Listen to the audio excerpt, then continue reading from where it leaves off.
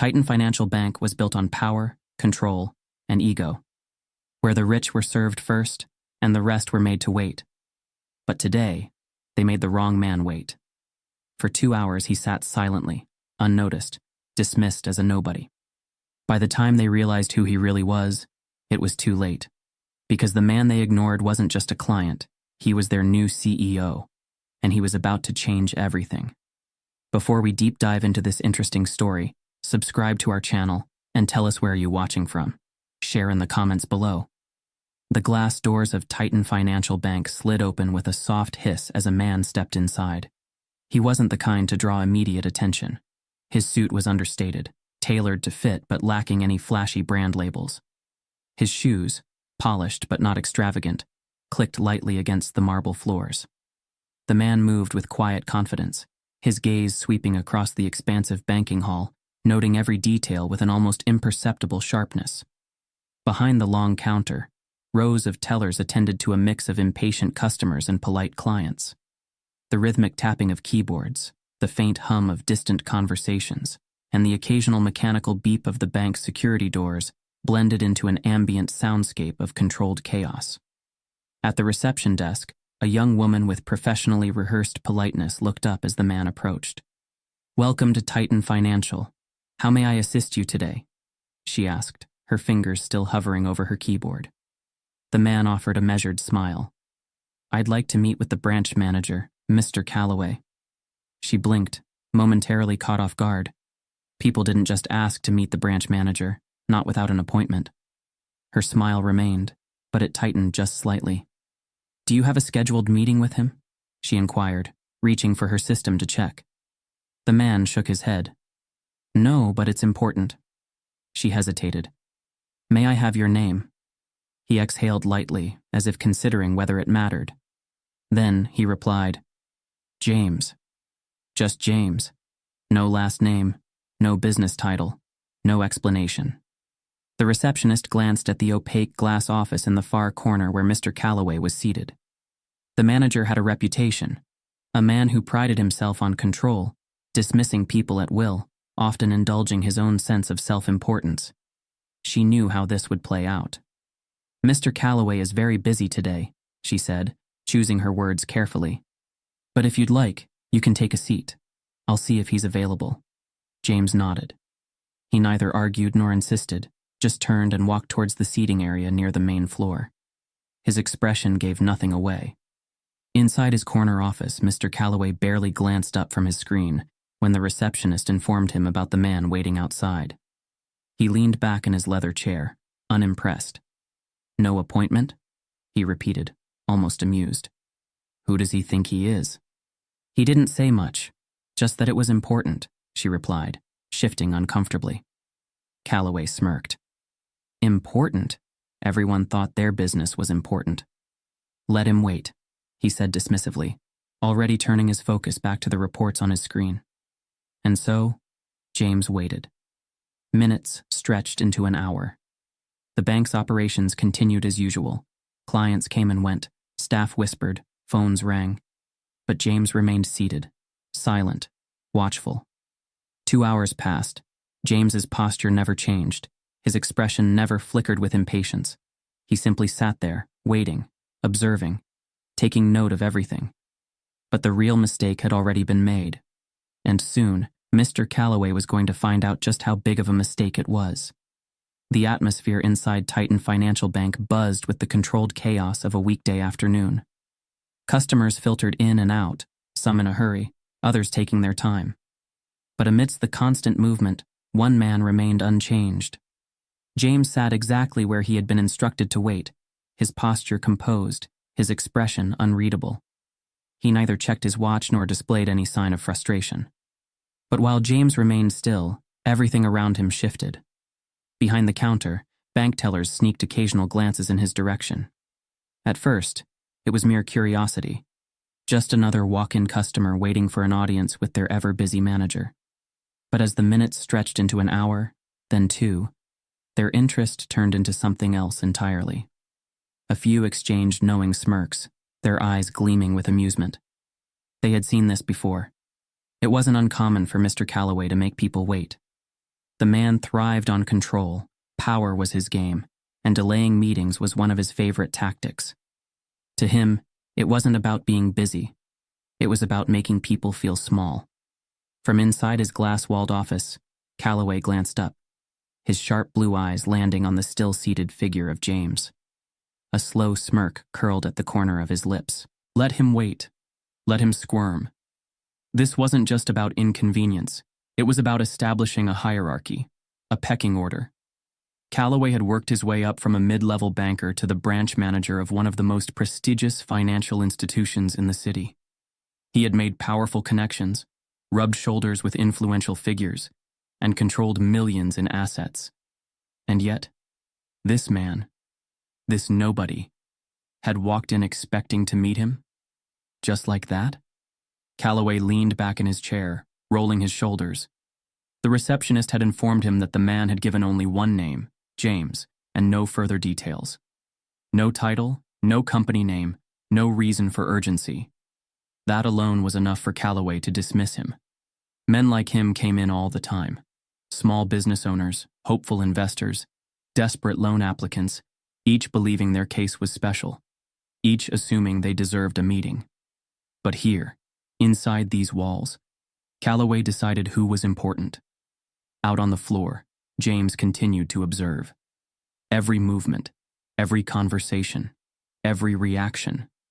A customer in an expensive suit approached one of the tellers, asking for assistance with a large wire transfer. The teller, who had barely acknowledged James when he first entered, immediately stood up straighter, her tone shifting into one of polished professionalism. Minutes later, an elderly woman hesitantly walked up to the same teller, fumbling with her paperwork, her voice trembling as she struggled to explain her issue. This time, the teller's tone changed. The warmth in her voice vanished, replaced with thinly veiled impatience.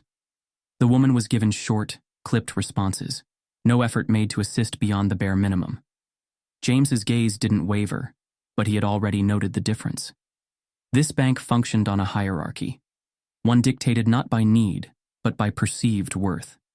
The employees followed their leader's example, and their leader was a man who thrived on ego. Inside his office, Calloway had moved on from James entirely.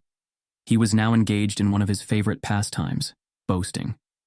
"Yeah, got drinks last night with some of the guys from corporate," he was telling one of his senior bankers, his voice carrying just enough to ensure nearby employees could overhear. Big players. People who actually matter in this business.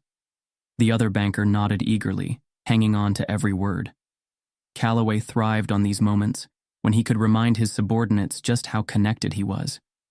"You know, it's funny," he continued, swirling the coffee in his hand like it was a glass of whiskey.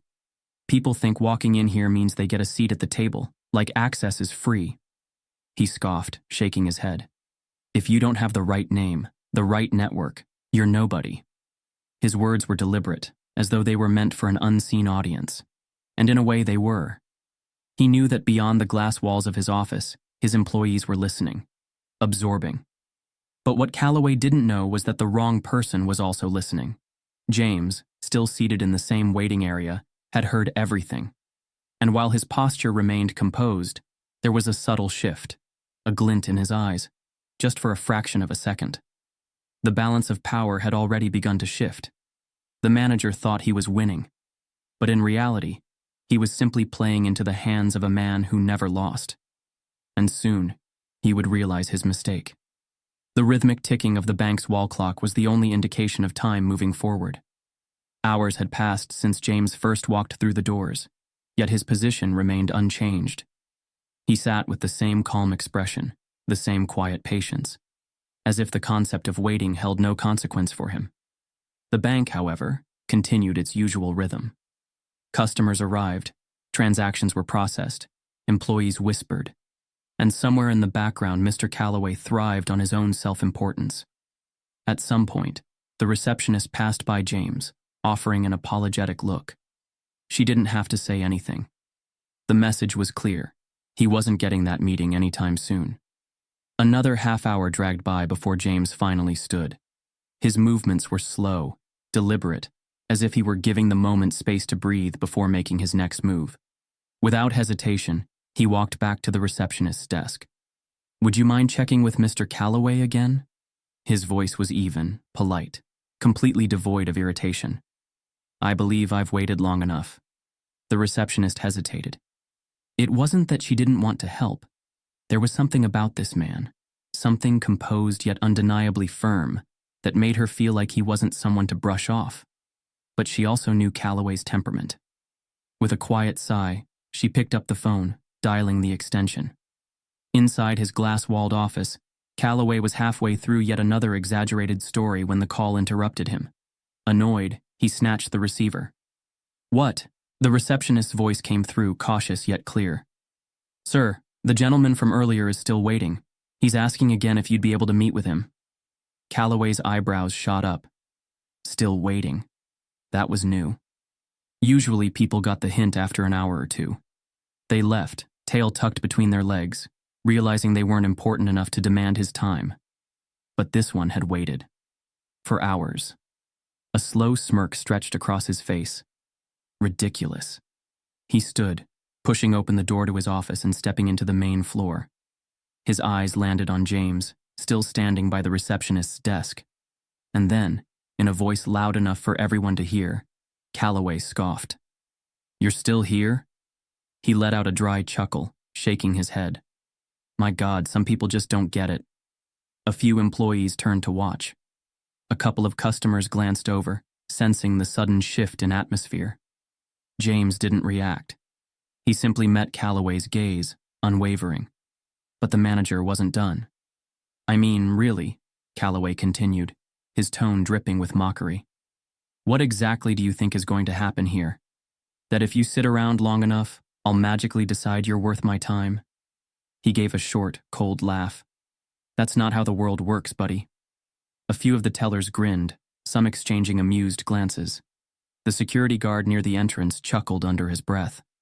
The humiliation was intentional. Calloway had seen it before. The way public belittling broke people down. How a well-timed insult, delivered in front of an audience, could strip a man of his dignity. But James? James didn't break. He didn't flinch, didn't fumble for words, didn't even shift uncomfortably. He just stood there, calm as ever, watching Calloway with an expression that was impossible to read. And for the first time, something in the air changed. It wasn't immediate. It wasn't loud. But it was there. A quiet, almost imperceptible ripple of unease. A realization, spreading through the room like a slow-moving storm. This man wasn't like the others. Calloway sensed it too, though he refused to acknowledge it. Instead, he let out one final scoff and turned away. "Get out of my bank," he muttered, shaking his head as he walked back toward his office. He didn't see it, but everyone else did. The way James's expression shifted, just slightly. The way his patience, so carefully controlled, settled into something else entirely. The shift had happened. And now, the storm was coming. Calloway had barely settled back into his chair when the sound of approaching footsteps made him look up. His office door hadn't even fully closed before James walked in uninvited, stepping past the threshold with the same quiet confidence he had carried since the moment he arrived. Calloway's smirk vanished. His brows furrowed in irritation. "Excuse me?" he snapped, straightening in his chair. "I don't recall inviting you in."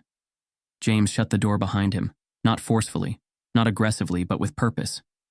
The soft click of the latch sounded far too final, as if the air had thickened, the temperature in the room dropping a few degrees. For the first time all day, Calloway felt a shift in control. James took a slow step forward, then another, and then, reaching into the inner pocket of his jacket, he pulled out a single sealed envelope and placed it neatly on Calloway's desk. "Before you say anything else," James said, his voice even, unwavering, commanding, "I think you should read this." Calloway stared at the envelope, then back up at James. The absolute lack of hesitation in the man's demeanor sent a small flicker of unease through him. "Still," Calloway scoffed, picking up the envelope as if it were beneath him. He ripped it open, eyes skimming over the contents, his posture rigid, his breath catching just slightly. And then, his fingers tightened around the paper. His face paled. The bolded words at the top of the document sent a white-hot shock through his system. Notice of executive restructuring, effective immediately. Calloway's stomach dropped. No, this wasn't possible. His eyes darted over the fine print, desperately seeking some sort of misunderstanding, some loophole that would allow him to dismiss this as a clerical error. But there wasn't one. The legal wording was absolute. Ironclad. He felt his pulse pounding in his ears as he reached the final lines of the document, where the new CEO's name was printed in bold letters, James Sterling. The same nobody he had been making a fool of all afternoon. Calloway's grip on the paper tightened further, but his body refused to move. His mouth opened slightly, as if to speak, but no words came out. His chest felt constricted, his thoughts spiraling in real time. He looked up. James was still standing there, his expression calm, unshaken, like a storm that had already made landfall, unstoppable, inevitable. Seconds passed. The weight of silence inside the office grew suffocating. Outside the glass walls, employees had noticed something was wrong. They couldn't hear the conversation, but they could see Calloway's reaction. And that reaction said everything. James tilted his head slightly, watching Calloway with a quiet, measured patience, letting the man's own disbelief consume him. Then, finally, he spoke. "I'm not just some guy who walked in off the street, Mr. Calloway." His voice remained steady, unwavering. "I own this bank now." The words landed like a gunshot. Calloway's breathing grew shallow. The employees outside had stopped what they were doing, exchanging confused glances, trying to piece together the scene unraveling before them. The same man they had laughed at, ignored, treated like an inconvenience. He was their new boss. The weight of realization crashed through the room in waves, like an electric current surging through every single person present. Calloway's fingers trembled slightly, though he quickly curled them into a fist, forcing himself to hold on to some shred of dignity. This is a joke," he muttered, though the lack of confidence in his own voice betrayed him. He shook his head, gripping the paper tighter, as if somehow his refusal to accept the reality could change it. "You can't be serious." James let a small pause linger in the air before responding. He didn't need to convince Calloway. The truth was already staring him in the face. "I think you'll find," James said, his voice dangerously quiet, "that I am." The words settled into the air, unshakable, irrefutable. And Calloway knew at that moment that he had made the biggest mistake of his life. Outside the glass walls of the office, the once steady rhythm of the bank had begun to fracture. The whispers started slow, barely audible at first, but like a wildfire catching a dry forest, they spread. Employees stole glances at one another, their confusion giving way to silent understanding. The pieces were beginning to fit. The man who had sat in silence for hours. The one they had ignored, dismissed, humiliated. He was the new CEO. The weight of the realization settled over the floor like a heavy fog, stifling and unshakable. Conversations hushed, transactions slowed. Even the customers, though unaware of the full story, could sense the unease creeping through the air. And inside the office, Calloway was unraveling. His confidence, the same confidence that had dripped with arrogance and superiority mere moments ago, was crumbling before their eyes. His fingers clutched the legal notice, knuckles whitening, his lips parting as if to speak. But nothing came out. His mind, always so quick with cutting remarks and dismissive authority, now fumbled for words that refused to come. James, however, remained unchanged. His stance, his demeanor, his unshaken presence. It was the exact same as when he had first walked into the bank. That was the most terrifying part. This wasn't a man who had been waiting for a victory. He had already won the moment he stepped through the doors. Calloway finally found his voice, though it wasn't nearly as strong as before. This doesn't make any sense," he muttered, shaking his head as if that alone could erase reality. His breathing was uneven, his carefully curated facade of power cracking apart like shattered glass. James took his time before responding. He let the silence linger just long enough for the discomfort to fully settle. Then, with a quiet but commanding voice, he spoke. "Oh, it makes perfect sense, Calloway." James took a step closer to the desk, his gaze steady, his voice like the calm before a storm. You thought power was about how long you could make a man wait, how many people you could humiliate, how much you could take without giving anything back. He exhaled, shaking his head slightly. You didn't run a bank. You ran a kingdom built on ego. Calloway flinched, his fingers still gripping the document as if it could somehow save him. James wasn't done. I watched you today, he continued, his voice sharp but never raised. I watched how you treated your employees, how you chose who mattered and who didn't based on nothing more than your own arrogance. He let his gaze flicker toward the glass, toward the employees who were now completely invested in every word being spoken. I saw how you belittled a receptionist who was just doing her job, how you ignored a waiting client because you assumed he wasn't worth your time. Calloway's eyes flickered toward the employees outside the office, and that was when he realized the real damage. They were listening, all of them. The same people who had laughed at James earlier, the same staff who had followed Calloway's lead without question. They were watching their once untouchable leader lose his grip on everything. And some of them were starting to look at James with something they had never given Calloway. Respect, James continued, his voice steady but edged with an authority that could not be ignored. A manager sets the standard for how a business operates, he said. And this bank? It's inefficient, unethical, and unprofessional. Because of you. The words were like a blade, cutting straight through Calloway's defenses. I've read your reports, James went on. I know about the complaints, the turnover rate, the clients we've lost because of your inability to treat them with respect. He tilted his head slightly. And you thought none of it mattered, because you thought no one was watching. Calloway's breathing had turned shallow, his hands clammy, his mind scrambling for an escape, an excuse, anything to reverse what was happening. This is ridiculous, he sputtered, his voice lacking the venom it once held. You don't know how things work here. You can't just walk in and…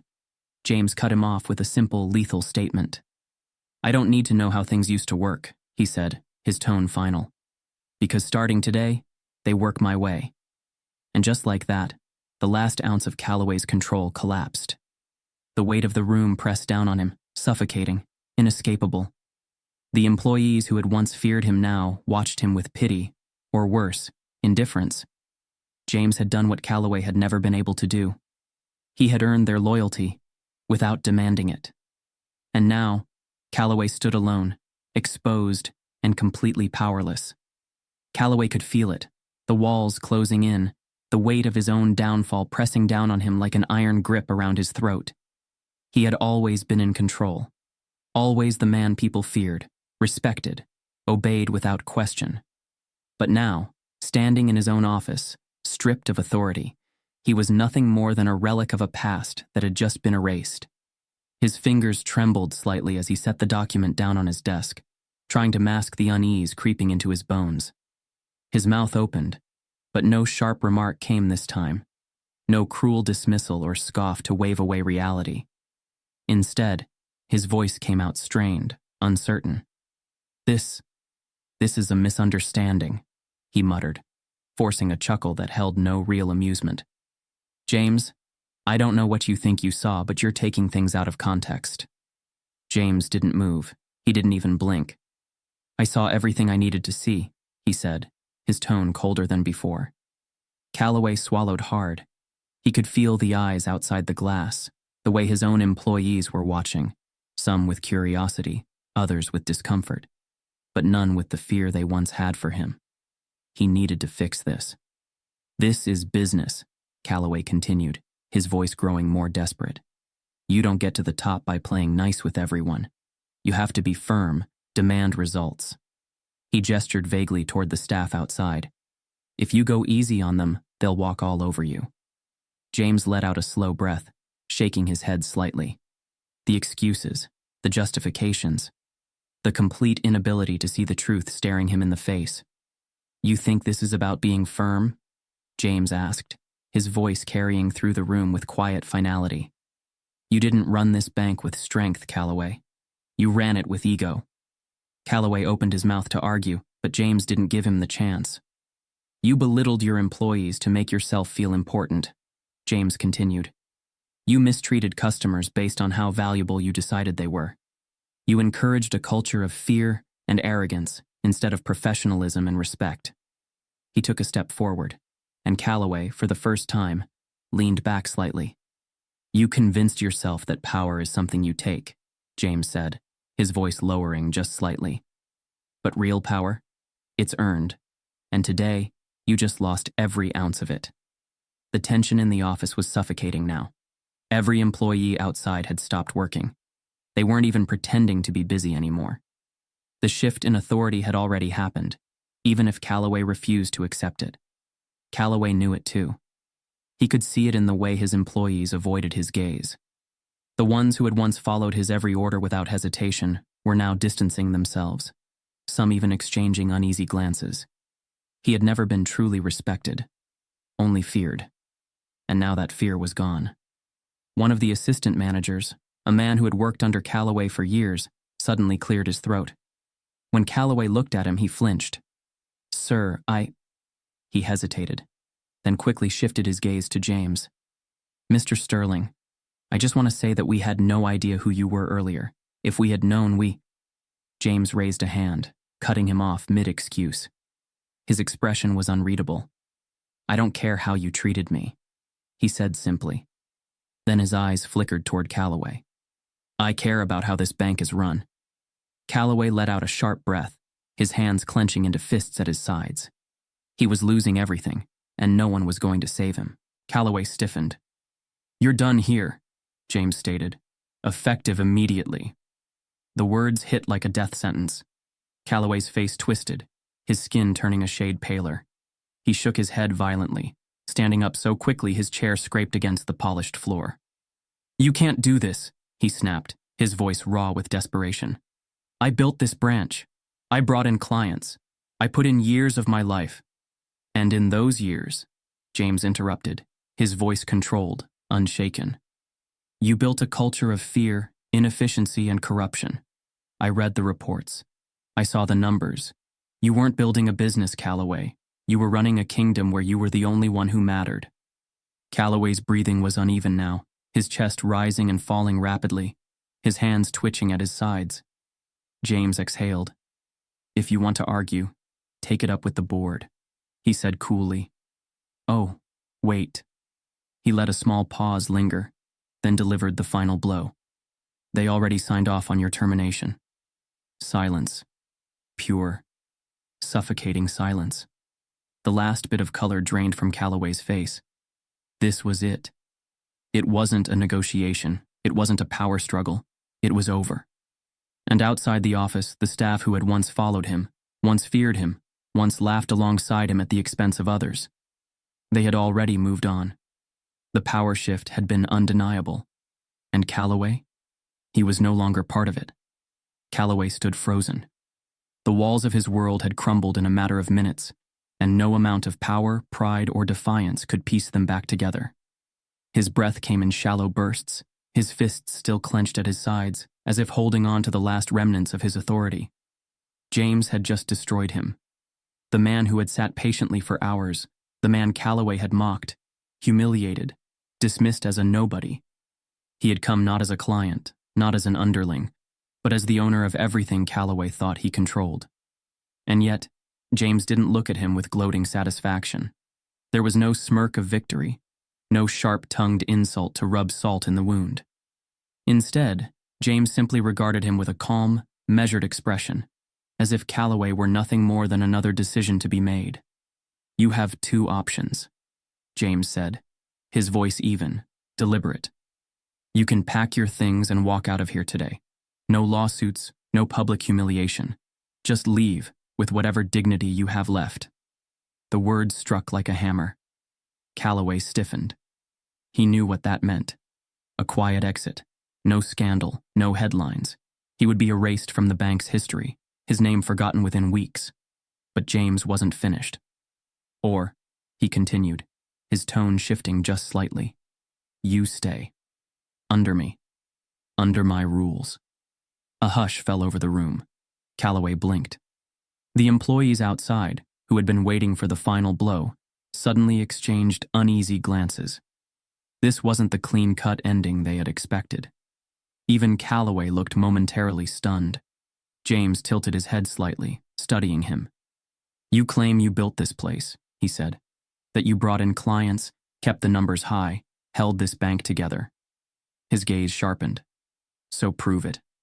The silence in the room was deafening. Calloway opened his mouth, but for the first time in his life, he had no immediate response. James continued, his voice unyielding. "You stay, and you fix what you broke." A beat passed. No more favoritism, no more arrogance, no more treating employees like they're beneath you. He let the weight of his words settle before adding, "You answer to me. Every decision, every policy, every interaction, you do it my way, or you don't do it at all." The words were a lifeline and a noose at the same time. Calloway could feel the eyes on him. The employees who had once feared him, who had followed his lead without question, were now watching not with reverence, but with curiosity. Would he take the offer? Could he? The man who had spent years ruling with an iron fist, who had thrived on power, control, and dominance. Could he now submit? Calloway's jaw tightened. His pride screamed at him to walk away, to leave this place with whatever dignity he had left. But dignity wouldn't pay his mortgage, wouldn't rebuild his reputation, wouldn't keep him from being forgotten. The room felt too small, too suffocating, as he struggled with the decision James had forced upon him. James didn't push. He simply watched, waiting, letting Calloway battle with the weight of his own ego. The employees held their breath. And then, in a moment so subtle it almost went unnoticed, Calloway's shoulders dropped. It wasn't a defeat. Not yet. But it was something close. His lips parted, just slightly, as if to speak. His fingers twitched at his sides. The choice was his. But was it already too late? Outside, the world continued as usual. Transactions, signatures, bank slips exchanged hands. But inside, in that small glass-walled office, a man's entire legacy hung in the balance. And no one, not even James, knew what he would decide. Power isn't about possession. It's about how you treat people when no one's watching. Do you lead with respect or with fear? Because fear fades the moment real authority walks in. Calloway thought he was untouchable, but in the end, he was just another man drowning in his own arrogance. How many others are blind to the cracks beneath them, ignoring the inevitable fall? When the moment of reckoning comes, will you stand with power or be left with nothing?